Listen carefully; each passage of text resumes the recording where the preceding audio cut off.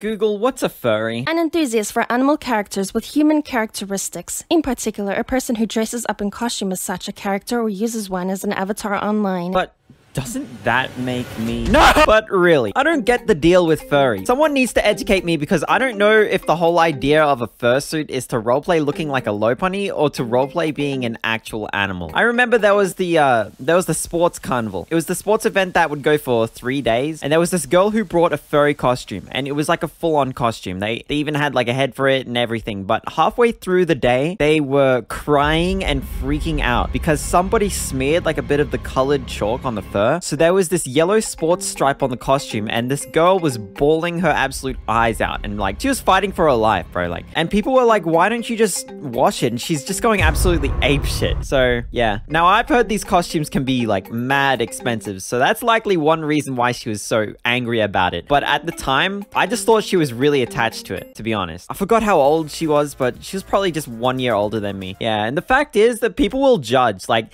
it's really easy to judge someone like that.